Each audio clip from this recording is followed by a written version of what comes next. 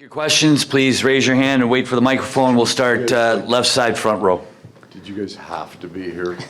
You know what I mean? Like, there's usually the room's full. It's like, okay, you gotta go. The rest, half your colleagues are at a bar. Did you guys have to show up? I'm happy that you did. Thank you. It'd be awfully lonely. I appreciate you coming. I don't know where the hell the rest of you are. Paul, we always talk about Sorry. we always talk about culture and doing the right thing, and there's already a lot of moments tonight that were special. But what was it like for you watching all the first-time Cup guys get the Cup first after Barkey? Those are the small, maybe, insights for people into this group. When the awareness of, you know, it doesn't go captain to captain to captain to Sam Reinhart, who scored 4. The awareness of each other. All of those guys who touched it first, it was their first Cup. So that's what makes these men special. To be aware of that, they're just not selfish at all. They don't need the camera time. They're not trying to put themselves, there's no pecking order. So it didn't have to go from Barkov, you know, to Ekblad, to Matthew. It went to all the guys who hadn't done it before. Stay in that same row. Paul, on that subject, that moment with Thomas Nosek breaking down on your shoulder, I mean, that had to be one of the most special moments maybe of your career. Just shared things, so maybe what a wonderful thing for those guys to be on the ice when it went to 0. And we're in trouble. We're down 2-0 to Toronto, and those 3 guys came in. And they changed our fortune and changed it, and they had earned the right to be on the ice at the end. And it's a tough way to start your final, right? So he and I both shared things in that I missed a line change in one of the games that cost us a goal, that cost us the game in my mind. But the players rally around you and take care of you. So that was kind of like the 2 guys who screwed up. So thankful that we won. It was very special. You're right. For me, that will be one I will never forget. Right side, front row.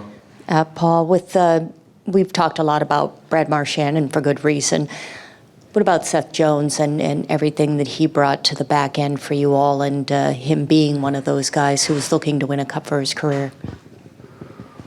Well, I've been asked the question, when do you think, how long it would take before Seth could get to the kind of form here, and I thought it would be a year.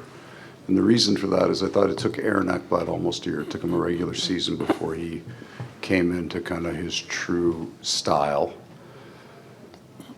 This guy is a Norris Trophy candidate all day long, as long as we're not only counting forwards that play defense. If it's not strictly a point, and I'm not being disrespectful to other guys who've won it, but if it's not just a point production issue, he's special, that one. And it was just the perfect environment to him to come in because he didn't have to be, right? The camera's not on all the time. I'm not being disrespectful to his other organizations. They're just in a different curve. Those players, those elite guys on those teams, they carry a lot of pressure.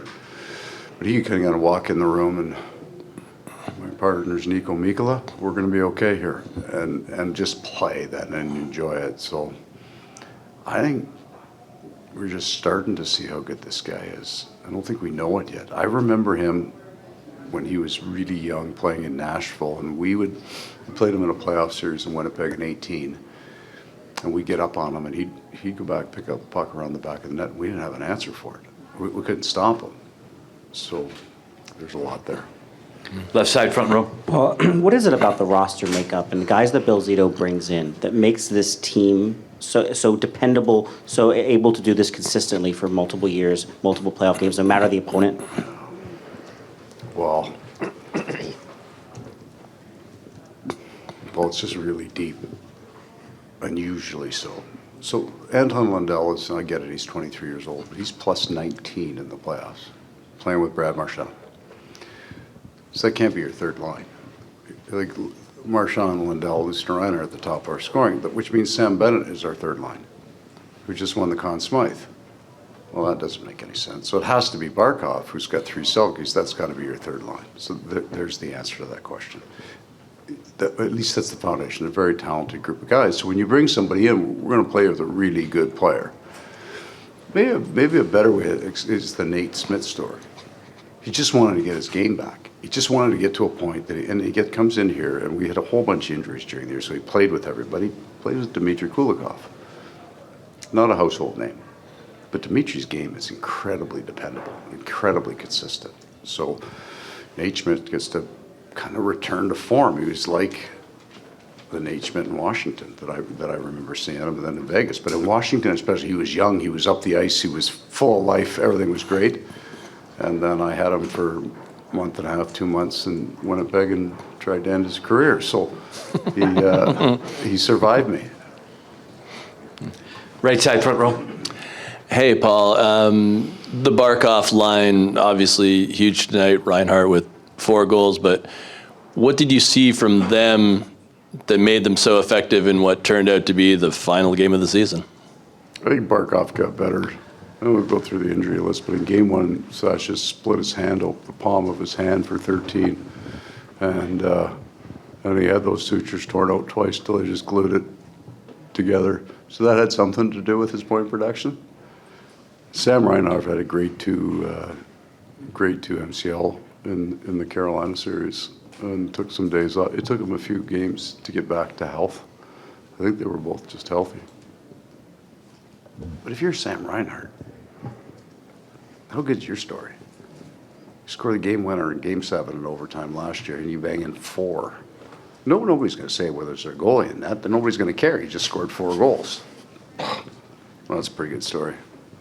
We'll take a couple more, second row on the left. Paul, after you left Winnipeg, if somebody told you about 3.5 years later you'd have back-to-back Stanley Cups, what would you tell them? You have to put a separation there. Because Winnipeg was this incredible place in my mind. So I was good when I was done. I wouldn't say that I was proud of my career, but I could manage how I viewed it. It's important for me how you report that and write it. The Winnipeg people, the ownership, the fans were better than I was at the end. I was just no good, right? I was burnt. But if you're sitting there going, I had 4 of the best fishing days of my life in June, and then on June 4th, my phone rings, and it's a number I don't know, so I don't answer it. Why would I? And then I get this really profane text from Trip Tracy, I believe, answer your phone, with other words mixed in, and it was Bill Zito. So from that day to today, this is going to sound crazy. It's actually not the Stanley Cups. Careful what I say. Watching these guys interact with each other, that's been the gift to this place. That's been the best thing for me. We become, when you're burnt out, you are exhausted, cynical, and you believe you're not effective. Those are the 3 components to it, and that cynicism is real. It was somewhat life-altering this year to watch the way they treat each other, and to realize I could treat them the same way. Last one, right side, second row. Paul, first, congratulations. Second, 2 of the guys who've been so key through these runs the last couple of years, Sam Bennett to win the Conn Smythe, just how special is that? And Chucky, I know, if I remember right, 2 years ago he played with a broken sternum. Maybe I'm misremembering that, but Broke his collarbone. Collarbone. And then this year he said on TNT that he had torn his hip adductor off the bone and was playing with a hernia, just the toughness and to He was a to mess. go through. That's the medical term. He was a mess.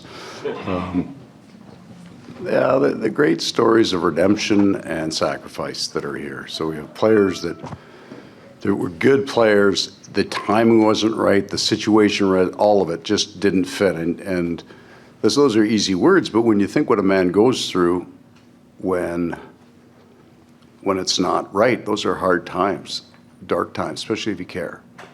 And for Sam Bennett to be here today with this group of guys, to have the success he's had, there's a lot of heaviness that he had to unload. There's a lot of work that had to go into it. He just didn't show up with his talent and say, okay, feed me, and then I'll show you how good I am. There's more to it. And Matthew's played with some injuries, and we were I was really not hopeful at the start that he would survive the first round. Just didn't think he could do it. But what he does so well is he's so smart. He managed himself around the ice and around the game that he could still produce, but he wasn't taking hits and he wasn't giving hits. He was in open ice. And then he just kind of slowly built that and slowly, get a little more. Then he had a block of games that I think he was healthy, and he might have been so excited that he was healthy. He was still kind of on the perimeter, and then when you get the closer we got toward the end of the final, it didn't matter. If he tears it off the bone again, fine. He can come back in January. Just help the team win, and that's his last 4 games. For me, were the 4 best games he's played for the Florida Panthers.